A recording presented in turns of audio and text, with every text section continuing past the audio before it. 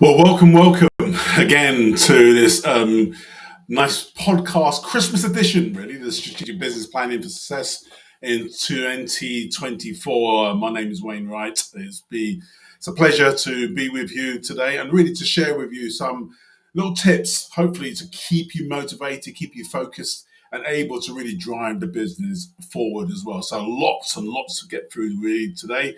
Probably be about 15 minutes or so, hopefully. There will be an opportunity to ask questions across all the platforms that we have from YouTube, LinkedIn, Facebook, and even Twitter as well. We're just doing all the stuff around anyway, all the different ways that you can get a hold of us and to ensure that everybody can have access to some of the groundbreaking insights that we normally try and bring on these podcasts. So it's just me today. So you've got the luxury of just me today. But hopefully, we're going to go through quiet pace. Please, really super important, get a pen and paper. Really think about from that perspective in terms of what in your business do you like to see next year, and you'll see some things that may resonate with you. Jot them down. Clearly, you'll have an opportunity to have a refresh anyway sometimes. But when it's in your mind, it's fresh. Write it down. Super important. Get it out of your head onto paper as well. So let's have a look at what we're going to be talking about today. And clearly, I think for me, say the really important aspect of this year is really just how do we prepare for 2024? What's that strategic plan that we're trying to put in place to ensure that we have the best possible runway and start for 2024? So there's going to be quite a few things I'm going to be talking about today. Whoops, probably my phone. Let me just get some water. So, just a sort of introduction before we get into the agenda as well. I know so many people do know of who I am, but for those new ones who may be on the call today, just to give you a heads up as well, I run a small entrepreneur coaching business, principally advisory and coaching, but mainly coaching leaders and CEOs and people who really want to grow their business. And that's our focus. We want businesses to grow not only profitably, but sustainably as well. And just give you a heads up in terms of sort of the overview in terms of the business. We're 20 years in business. Our clients do very well. So even though they get the accolades, which is fantastic because it's all their work. But 25 business awards have been won by our clients over the many, many years that we've been involved with. And we've impacted, when I say impacted, people have taken our musings. We have assets from book, online course, and presentations that we do, keynote presentations and other things as well. So we've seen a lot of people over those period of time. Or I've seen a lot of people over that period of time, and as a result, we don't take the role that we have lightly because obviously what we do makes a massive difference to individuals. And obviously the bottom line is that a lot of companies come to us or leaders come to us. They want to exit their business at some stage. And so over the years, we've been very fortunate to help many companies do that. And as you can see, we've created a number of millionaires on that journey. Clearly, obviously, they become friends as a result of that. But the point is that ultimately, you want people to achieve their dreams, to achieve the hard work that they may have put on for decades, 20, 30 years into their business, and to realize some of that and to experience and to benefit from the fruit of that labor is super important and something that gives us a buzz in that process as well. So hopefully that should give you a sort of sense of who we are as well.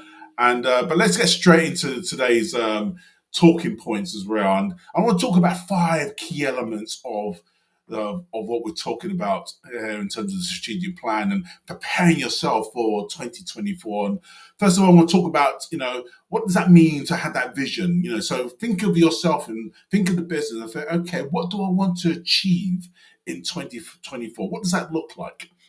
And then obviously I'm going to put some context around that vision by talking about the State of the Union. In other words, what's the environment that's going to shape that vision for 2024? And more importantly, what are the different tactical steps to create that strategic planning process on the back of that.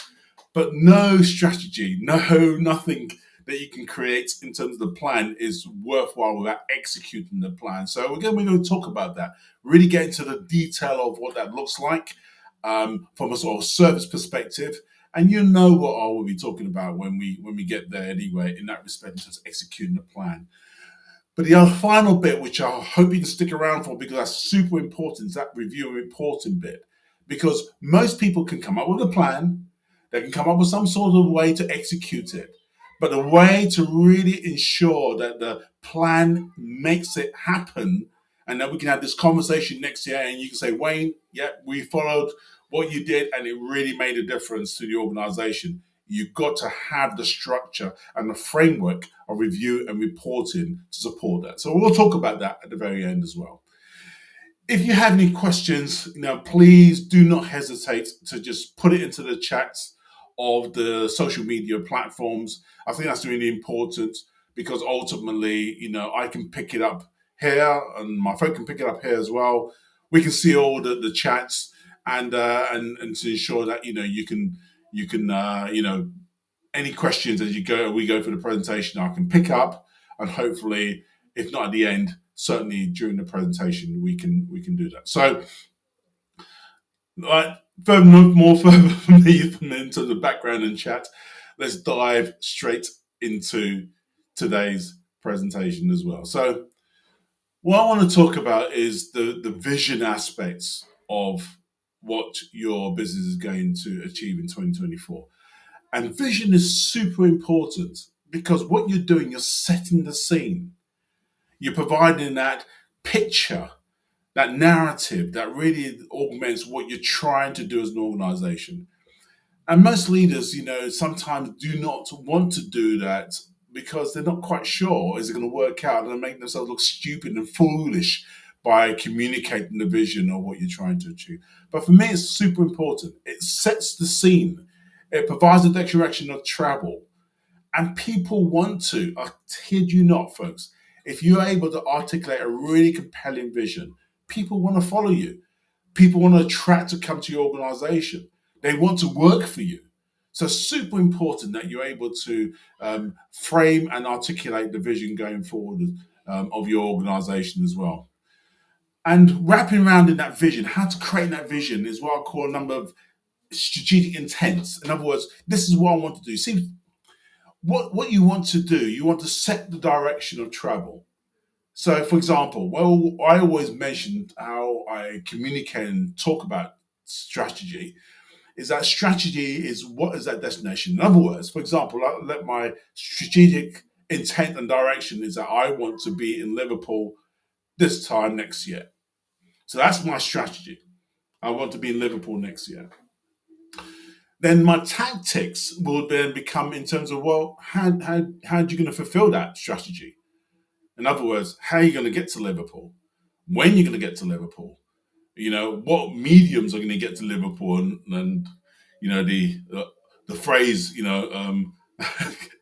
could be by, automobile,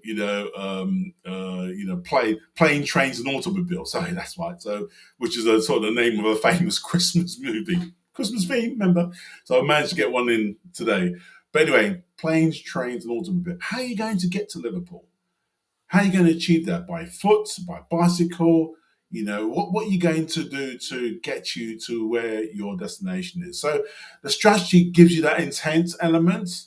Strategically, that's what we want to do. Tactically, how are we going to get there? That belts and braces, that detail element is so important as well.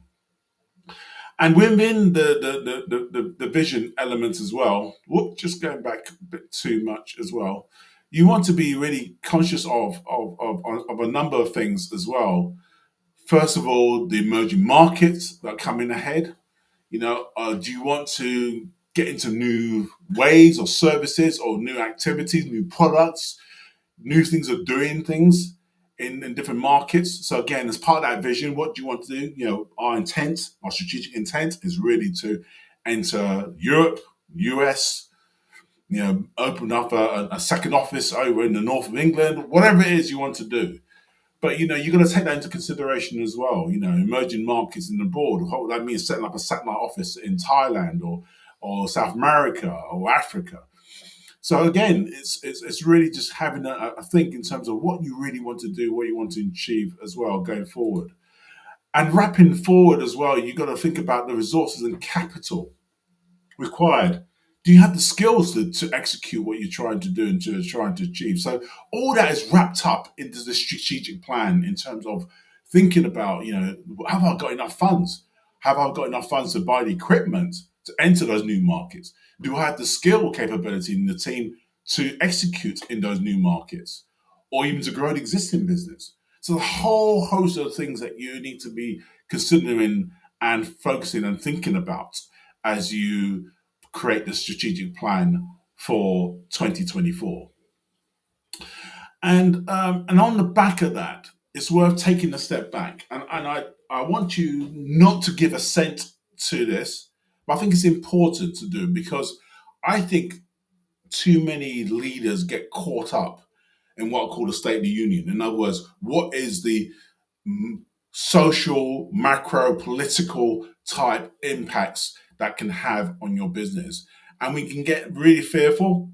Oh, there's no point doing all this, no point doing all that, because, these things are going to happen. And what I mean by that is that, we hear of wars, rumors of wars. You've got the Ukraine happening, still happening, no end in sight for that.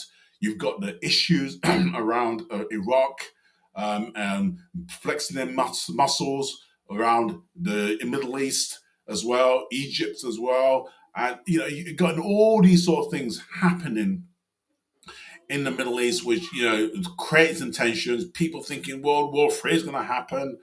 We've got aspects around China and Taiwan. We've got rumblings in Africa and coups and murmurs of no more coups. And even though you got all those sort of things happening around our times at this moment in time as well. So those things are happening, and obviously, at the same time, we've been hearing rumors.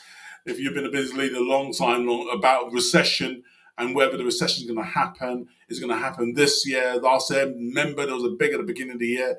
All recession elements for this year. And it was all those sort of questions that were posed by the media around these aspects as well. In America, I will have a couple of my investments out there in businesses. It's a big issue. A lot of activity around the commercial space, putting a potential impact on some of the smaller banks and stabilizing the smaller bank economy. So those things coming up in April as well that, people are not quite sure how it's going to turn out. But again, uncertainty and things that you hear about and thinking what's going to happen to all that stuff, my funds in those banks.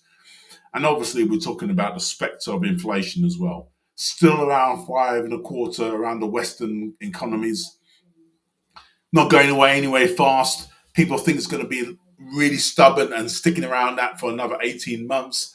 So, that has additional knock-on pressures in terms of houses, house building, building itself, loan debts that companies are having as well in terms of refinancing those loans, interest payments, all those sort of things are coming into play because that stubborn inflation that's been hitting our shores over the last 18 months as well.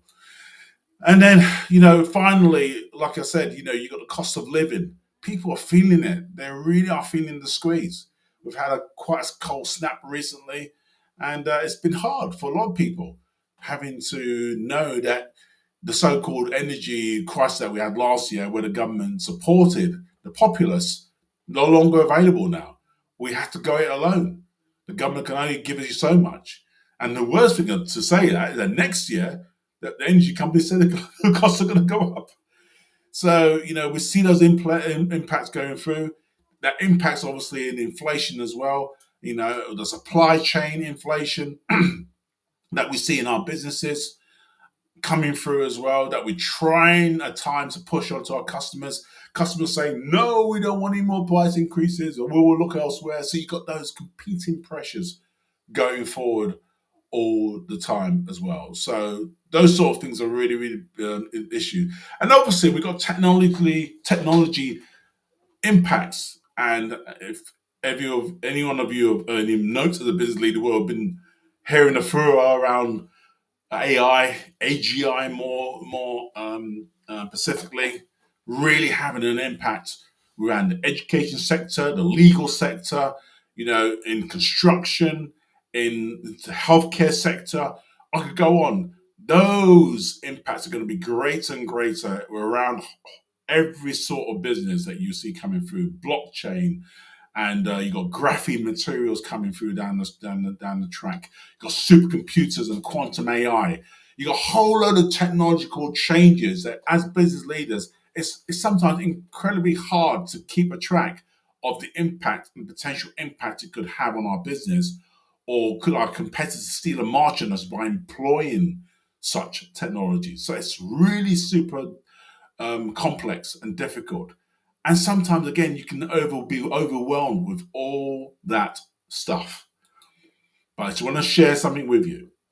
And those of you who know me and know me very well, I always use my stock quote phrase: only you can control the controllables. So, what I mean by that is that you have no control over governments, you have no control over inflation, you have no control over those technology impacts that are coming through. But what you do have is control over your business. You have control over your costs in your business. You're negotiating the supply chain costs that you may have, your employee costs, your opportunity to invest or not to invest. It's all in your control. And so my big one for you today is control the controls. So focus on the things that you can control, not on the things that you can't control. Because if you focus on the things that you can't control, you'll get yourself in a tiz. And as we've seen last year, everybody was planning for a recession, never happened. Everybody was planning for this, never happened. So ultimately, it's hard to start to plan and create a strategic plan based on the whims of what the market or the media may say is what's going to happen. I'm not saying that you don't understand it, you understand the risk, but as leaders, we understand the risk and we mitigate against the risk. So ultimately, if anything and those things, you just give it a sense and ensure that you knock it off in relation to, okay, we've got that covered. But you plow on through in the things that you can control. So hopefully that just gives you an essence in terms of the context in how we're going to put together the strategic plan going forward as well. So let me just focus on the strategic plan. I think I'm going to provide a little bit of detail to that. And I think that's really be good. I'm giving an example of that because I think really, like I said, most people really don't usually plan for the year, and I think it's like more the same type of thing. And I think especially when you had a good year, you want to build on that. You want to build on those things. And if you have a difficult year, you want to ensure that you're in a better place coming out in the new year to hit the ground running. So there was planning before the new year, or planning before your year end, and maybe the year end is end of March or whatever it is, or a different time in the year. But having the opportunity to take a step back and plan is super important. So I'm glad that you're on this call today, because it means that you are thinking about that, and it's important that you do that. And I tend to do my planning around just between the Christmas and the New Year, when everybody's out, it's a lot more quieter. I can really focus around those things. Right. So this is an example I want to share really, and again, it could be any sort of business really, but like I said, you want to set the vision, and so the intent for this particular vision business, we want more of the same, but we want to enter into a new market area. And I've put down, you can see in the fifth one down on that list, so B2C. So in other words, they want to take that business to 500,000 in 2024. And so that's, but at the same time, they want to really continue to grow their services and contracts within the data centers. And they want to keep the other areas which are not so great, but they just want to just keep them bumping along even though the residential and public sectors ones, they see some opportunities there. But the real big one around is obviously the data center work, and also the new B2C activities as well. So in terms of that, looking at the numbers, round numbers, they want a simple view of what sort of 7 million revenue. They reckon they can get, just over 10% on that in terms of net profit, and the headcount to really to drive all that is 6 people, possibly more as well. Again, so I'm just being round figure. I won't tell you what the sector is. He said, "Well, that's a big turnover for some little people," but it's irrelevant in that respect. But the point is, I'm trying to say is that you're creating an overview of the what you're trying to achieve from a financial perspective, and then you may have some comments around what that looks like in relation to gross profits and the sort of state of the market that you need to be considering, maybe the different nuances within the particular market you're talking about in terms of so you become a bit more focused, whatever it is. But you're setting that scene. You're saying what that scene is in relation to the aspirations of the business going forward. And I think also at the same time within that, then you start to tease out and have that discussion about what do we need to invest to in order to get us to where we want to do? What does that look like? And do we want to start in the first quarter, second quarter, third quarter? So it allows a conversation to occur between you, and I think it's really good to get your senior team around you and really just sort of have this brainstorm in terms of how will we do this? What's going to stop us doing this? And have that discussion around the investments that is required to do that in terms of people as well as obviously capital going forward. And I think the other aspect as well is, people don't do this as they should do effectively. But again, look at the cash flow. Because as you will appreciate, when you set up a new, and we've talked about this with other clients, and they, for example, want to go to America and they want to do this thing in America, and then they need something on the ground, and I said, well, that's fine, that's great, but do you know the cost to do that? And therefore, have you factored that into your overall budgets? And people don't realize that some of these opportunities that you're trying to develop, they suck money out of you. And are you really cognizant around that? Are you really aware of the impact that this investment is going to have on the business? Or are you going to say, okay, we will try this. It's going to consume X 50, 60, 70,000 pounds or dollars of my resources to do that. And these are the outcomes that are required from that investment. So in other words, you're ring fencing your risk. You're not blowing it just for the sake of it or just trying to carry on for the sake of a particular project. You are focused on saying, okay, I can only do so much. I've only got so much resources, so much people, so much cash, so much opportunity and time. That's how we ring fence the project.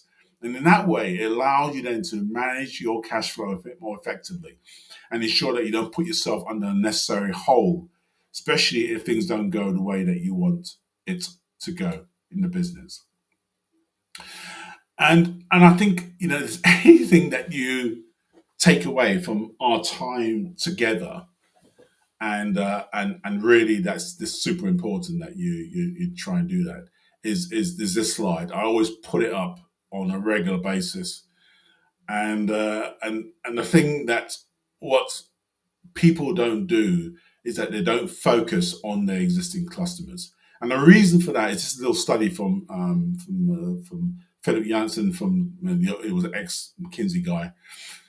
And the thing about it is they did a study of all the businesses, and they looked at the cost of either retaining an existing client or acquiring new clients and the cost of losing a client. So you can see there the cost of retaining the current client is 1 time. In other words, you've got the relationship already. You've got sales, you've got opportunity to talk and discuss with the existing client. So you've got that existing customer. And so therefore it's super important to, look after them. There's no additional cost. Whereas in the cost of acquiring a new customer, you're talking about social media, you're talking about salesmen on the road, you're talking about all the overheads to get the salesman, to be involved, any marketing costs to acquire that individual for Facebook ads, Google ads, whatever it is. The cost of acquiring a new client is not to be scoffed at. It can be quite extensive. So ultimately, those the elements of acquiring new customers is important and required to grow, but it's not onerous. It's really, really important to take note of it. However, look at the last one. The cost of winning back a lost customer, 50 to 100 times. What does that tell you? Forget it. They're not going to come back. Or somebody has to die before you get them back because that relationship that you've had with the supplier and obviously invariably with an individual is done, is spent. When somebody leaves, especially in the UK, when they leave you, they're not coming back. So it's super important that we, as a lesson from this particular graph is look after your existing clients and use that to grow your business. Use that as your base. And so coming back to the document that we talked about as well, as you can see in this particular company that we had, they use an existing business and the strategies to keep those businesses before they even think about embracing in a new marketplace. They need to keep that going because that existing business is one and growing existing business and looking after their customers and upselling in those customers are more likely to help the growth and to help to fuel the new B2C division that they're trying to create. So you're creating the foundation, you're building a foundation, and you're adding more divisions, opportunities, innovations on the back of that as well. So that element of looking after your customers, oh my days. So go back in terms of your existing over the last year, 2023, 2022, look at all your customer base and say, okay, how can I ensure this year, before the year is out, or whatever, to make sure they're happy, give them a gift, but get that relationship going. Look at your top 10 customers, really contact them, really ensure that that you have a relationship with them and that everything's still good and that they are meeting their needs going forward. That is super important because that's going to fuel your base to grow for 2024. So it's something that I think a lot of people sometimes miss and take for granted the existing customers that they have. And finally, a couple of things more finally in terms of, penultimate one, as they say, executing the plan. We can have all these lovely plans going forward, but it's all irrelevant unless you are able to execute and able to have the people to make it happen and the resources and capital and equipment and whatever it is and the assets to really drive performance forward. So we can all that fluffy stuff come out of the room looking all woozy, but if we're not able to execute it and have a framework to execute and report it, it ain't going to happen. So I want to just talk about briefly those elements going forward as well. So making a good plan. If you've got any questions, please do not hesitate to ask me as we go forward on this as well. So one thing that I think is really, really important as well is ultimately that if you can create what are known as breakthrough projects, you maybe just about see it on the slide at the bottom as well. That will make it easier to provide a structure to be able to execute your strategic plan for 2024. And what I mean by that is that if you can encapsulate those elements into themes and projects and have people assigned to it, etc., then you have some accountability. You more be able to set also some targets and framework and timescales that give you that overall opportunity to manage those projects effectively. And so that's really, really important. So I always say to individuals, take what you've got in terms of the headline and ask yourself this key question. What breakthrough projects are needed so that we can execute the 2024 plan? Let me say that again. What breakthrough projects are needed to ensure that we are able to deliver the strategic plan for 2024? And therefore, it allows you to do a brainstorm of different things or different activities. It could be to rehash, improve productivity in equipment. It could be to improve workflow, to reduce your lead times. It could be an opportunity for, really focus on a particular sector from a sales perspective. It could be a sort of logistics element where you want to streamline your supply chain or your logistics chain. It could be a whole host of different things. It could be an innovation element, which is going to have a breakthrough for your new B2C or business to consumer type distribution market. It could be a whole host of different themes, but create projects where you have people who are leading them, who understand what the scope is, understand what it is to actually make it happen, and therefore it allows everybody in the organization to have that visibility of those projects on an ongoing basis. And so that people can see where the impact is and how they're going to impact to the bottom line and also to the top line going forward in your organization as well.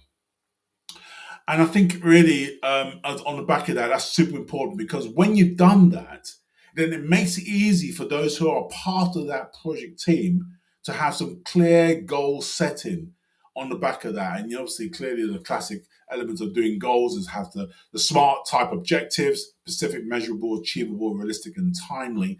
And in other words, what are those individuals who are part of that project? What are they going to do to make an impact to the overall breakthrough project, which makes an impact on the overall SMART plan, the strategic plan for the organization. So there's a direct link up through to the overall company strategy going forward. And for me, that's where the power comes in. Because people, when they have accountability, they have ownership, they know what they're doing is going to make a difference rather than being in a vacuum and I'm just coming to work and I'm supposed to be doing this, that somebody's giving me this piece or whatever. What they're doing is making a real impact to the overall success of the organization in terms of individual, as a team, and as a company going forward. So setting goals on the back of those breakthrough projects are super, super important. And the other element as well that most people don't do as a final catch up is around review and reporting. And for me, um, this is super important for the simple reason is that what tends to happen is that you have no structure in terms of when's that project going to be finished, what's happening on an ongoing basis, how can we look to unlock issues. And as a leader, you need to have that information to allow you to intervene if necessary, to ensure that people are fulfilling their performance criteria. And more importantly, you get a sense on an ongoing, real time basis. And most organizations don't do that. That's a pity. And for me, it's really super important that review and reporting element because again, it gives everybody an overview, and also more importantly, celebrate successes. We don't celebrate success in organizations as much as we should do. We don't say thank you as much as we should do to key people who really made it happen. And it gives you the opportunity to do that and to have those successes on a regular basis. Once a quarter, I used to, for an organization, I was turning around software business, I was turning around.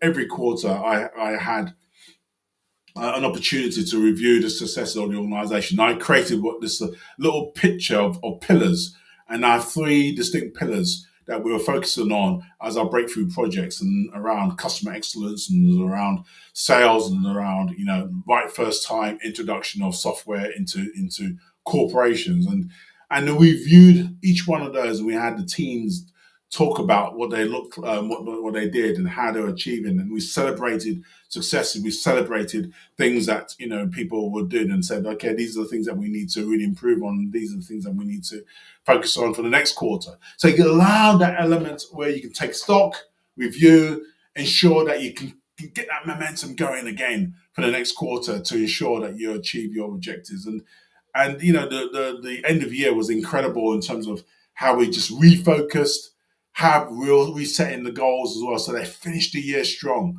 And that's what, as a leader, this review and reporting allows you to do. And if you look at the different ways, I would suggest, if you have the opportunity, get somebody to help you. And there's plenty of apps out there in the marketplace. Get some dashboards, get some key performance indicators, sort of key metrics of no more than sort of 5 to 10.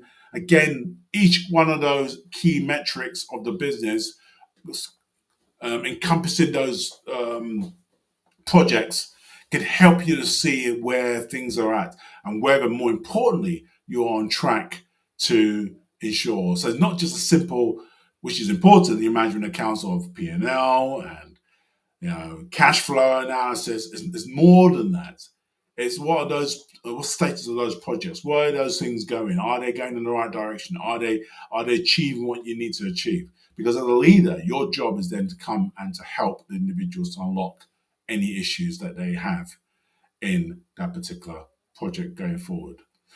So that just gives you, and I think the other aspect as well is that obviously as in terms of having individual meetings with your lieutenants, but those individuals at the same time having those individual conversations with their team. So again, helping them with the goals that have been set for them to ensure that they're meeting their obligations and goals, and allowing them to have that conversation in the sense of how things are getting on and how's your performance and how you feeling, how's your mental health, whatever it is. It allows that conversation to happen, and I think that is that for me. Invariably, there's not enough credence and importance stressed on that ability to get the best out of your people, and the one-to-ones allows you to be able to do that going forward as well. So I think really we've come to an end, in fact, and we've done quite well. In fact, I was hoping there'd be a little bit more, but it's good. I'm made some really great process. I don't know if there's any questions around the presentation, but clearly, as you can see, we've helped you to think about the vision for the business. It's important to not to have an understanding and be not completely la in terms of what's happening around the world, but don't use it as a means of fear, and to be able to not drive the actions in your business. Control the controllables. And the other aspect is around the strategic planning process, having that overview, thinking about it from a sort of a revenue and profit perspective, and then start to really get into the intricacies of what does that look like? How can we achieve that? And more importantly, what are the projects that are going to hinder us? That is going to help us to have the best chance of success. Focus on those key projects, and then obviously drive that through having goals for individuals and reporting on those projects and those goals through individual discussions, corporate overviews, quarterly meetings with the whole team and the whole organization. Whatever it is, means of just continually reviewing and reporting things on an ongoing basis. So if there's any questions, love to hear them. Just drop me into the chat as well. I think those things are really important. I think I think as a question, in terms of what things should I do in relation to a new market, new opportunity as well. I think as an answer to that one, really, it's. I think again, just be very clear and open. It may be that you may take some time to do some market review, and one aspect I think on that, especially when you enter new markets, for me, you really got to get to grips with. And I was talking about this to somebody today about understanding the value proposition. In other words, what is the solution that you're bringing to the table? What problems, what issues, what concerns are you addressing with your product or services? Because most people say, oh no, we need to get into this particular market and we need to do this. But they may not understand that the one of the key drivers of that is a cost base. People want it cheap. They're not interested in service. They just want the bare bones, and you may come up with a Rolls Royce product which is not required for that marketplace, and you enter that marketplace, all the fanfare, etc., and it falls flat because nobody wants to buy your product or service. So getting to grips and understanding from a market perspective, what is the drivers in that market? What are the issues that are still prevalent that the competitors are not solving? Because there's the sweet spot. That is where you come into play. That is where you help to drive opportunities and products and services. So just be aware that that value proposition is super, super, super important as well. The other aspect, there's another question in relation to skills. Yeah, skills is really a difficult one, in terms of addressing going forward. And I was talking to somebody around that as well. It's in certain sectors it's a big issue, and I know different people are either paying their staff, and I appreciate it's not difficult. It's difficult for a lot of people, but paying their staff to be able to be able to stay, because you've invested so much in them, and when you think about it, you let them go, but the opportunity cost where you got to then pay recruitment fees, you go for a campaign, you've got lost productivity because now you're waiting 3 or 4 months or 5 months, and somebody's notice period 6 months, 7 months, 8 months. You got 8 months worth of an activity, and when you add that all up, you could have parted with some of that cash with the person that's just left. So it's important to have a look at the things in a real fresh way, because sometimes if you lose the best people, that's not a good look for the company going forward, and making sure you execute your goals. So I appreciate you don't want to be led to hostage on salary and opportunities, and obviously let those people go who need to go. But those people who you value and who make a difference to your it's worth, just rethinking. And it may be that you over time you're taken for granted and you're out of kilter in terms of what the market expectations for that role is. So it's worth paying them accordingly as well. But at the same time, I always said this to one of my other clients: put some key objectives in place to really say, look, okay, we're paying you big boys' wages here now, so you need to have big boys' performance. So the pressure then comes back on that individual to perform and to meet the needs going forward. So I hope those answer those couple of questions there. Is anything more? Again, just put it in the chat before we close. But yeah, okay. I think we are done. That's good. Again, would love to have you to contact us for more information. We do this a lot in terms of facilitating, strategic understanding, and facilitating people thinking of the next 3 years and the next 4 years at times, not only just 1 year, but the next 3 or 4 years. So please, if that's you and you'd like to know more, then reach out to me anyway, or either on the chat after this conversation, or I'm on LinkedIn, as many of you know, or via the website. More information around some of these principles are in the book, as you all know, on Amazon. 10 Commandments of Business Growth, that well-known book that has done really well. So I hope you can get yourself a copy on Amazon if you haven't done so already. And within that, if you're not, versed in having a hard copy book, you can get a digital copy on Kindle. And more importantly, you can get one on Audible as well. So if you want to hear my sultry tones, then please get a copy on the Audible as well going forward. And there's some additional assets on the website, and freebies and other bits and pieces. There's our business strategy and execution course that you can actually, again, enroll on. Fantastic course, a really deep dive into some of those 10 commandment principles, over 15 hours of content. So, rather than the 45 minutes that you had with me today, you have plenty in that stuff that you can look at and review over the Christmas period. Gives you an overview of all the elements to run and grow successful businesses. So I hope that you'll avail yourself of those products. But no, thank you again. Really do appreciate it. I am done, and just wishing you and your family a fantastic Christmas, and really let's go for 2024. Every blessing, enjoy Christmas. The reason for the season, the man, Jesus Christ. But at the same time, have a great time, and look forward to seeing you in the new year. Thank you very much.